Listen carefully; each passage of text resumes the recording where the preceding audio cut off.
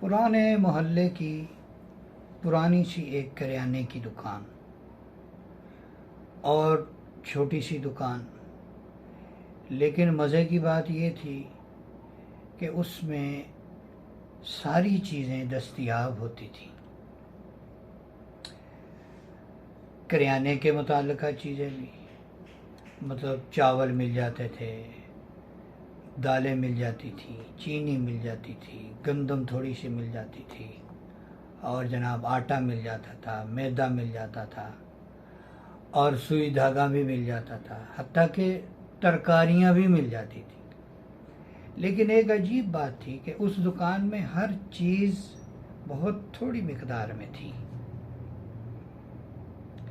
मिसाल के तौर पर सिर्फ 2 किलो आटा रखा हुआ है, या 2 किलो चीनी रखी हुई है, या 2-2 किलो सारी दालें रखी हुई हैं, और 6-8 सुई धागे रखे हुए हैं, और इस तरह मुख्तलिफ़ चीज़ें।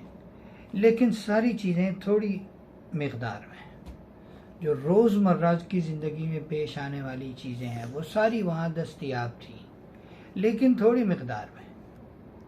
किसी ने दुकानदार से पूछा कि अंकल, आप ये सारी चीज़ें लेके तो आते हैं, थोड़ी थोड़ी मिकदार में क्यों लेके आते हैं? आपको रोज़ाना बाज़ार जाना पड़ता होगा चंद चीज़ें लेने के लिए, तो फिर आप एक ही दफ़ा ज़्यादा क्वांटिटी में, बड़ी मिकदार में आप ये चीज़ें ले आएँ। मिसाल के तौर पर 40 किलो का थैला चावलों का मिलता है, वो ले आएँ।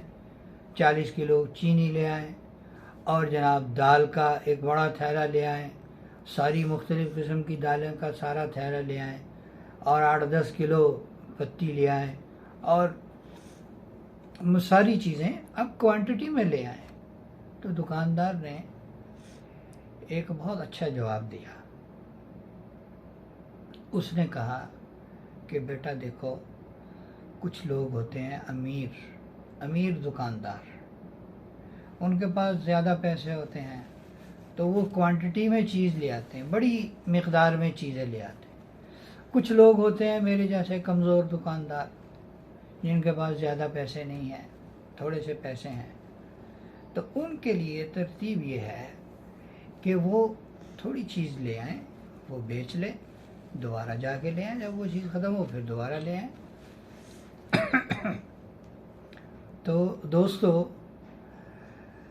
हकीकत के अंदर ये हमारे लिए इसमें बहुत बड़ा सबक है, ये जवाब हमारे लिए बहुत बड़ा सबक है कि बड़ी इन्वेस्टमेंट के चक्कर में, चाहे वो कोई दुनिया का काम हो, चाहे दीन का काम हो, चाहे दुनिया की मामलात हों, चाहे इबादत हों, हम बड़ी इन्वेस्टमेंट के चक्कर में अपना बहुत सारा वक्त ज़ाया करते रहते हैं। इबादत को ले लें, कुछ लोग उसमें वक्त के अमीर हैं, उन्हें फुर्सत है। मसलन कुछ लोग हैं, उनकी प्रॉपर्टियां किराए पर दी हुई हैं, उनके किराया आ रहा है, वो घर बैठे हैं, खा रहे हैं और इबादत कर रहे हैं अल्लाह की। हर वक्त तस्बीह है, हर वक्त ज़िक्र है, कुरान पाक की तिलावत है, लंबे लंबे नफल हैं, और जनाब फ़राइज़ भी हैं, वाजिबात भी हैं, नवाफिल भी हैं, ये सारा कुछ है। कुछ लोग ऐसे हैं जो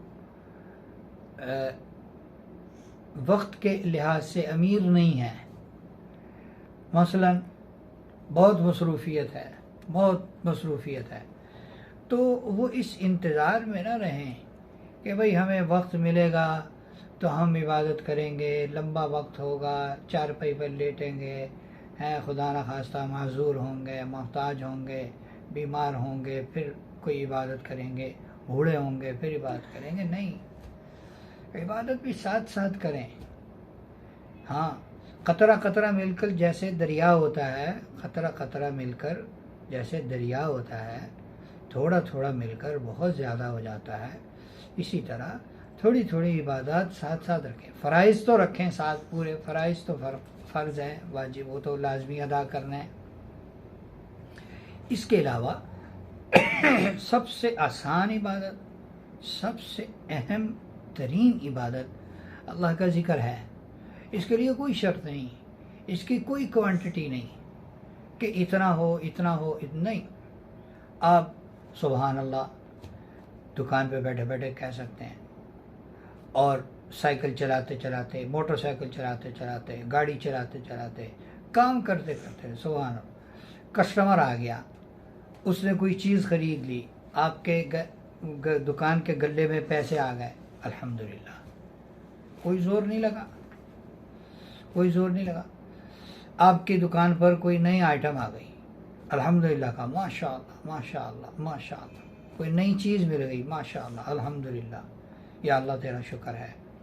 और बैठे बैठे दूशी पढ़ लिया, चलते चलते इस्तिग़फ़ार कर लिया, हैं ला इलाहा इल्लल्लाह पढ़ लिया। तो ये थोड़ी थोड़ी इबादत, छोटी छोटी इबादत एक वक्त में बहुत ज़्यादा और बहुत बड़ी इन्वेस्टमेंट हो जाएगी इंशाअल्लाह, और ये हमारी आखिरत को बड़ा ज़बरदस्त और बड़ा रोशन और बड़ा बेहतरीन कर देगी। और इसकी क्या अहमियत है, इसकी क्या कीमत है, इसकी क्या फजीलत है, और ये हमारी कितनी बड़ी ज़रूरत की चीज़ है, ये हमें मरने के बाद पता लगेगा। अल्लाह ताला हमें वक्त की कदर करने की तौफीक नसीब फरमाए।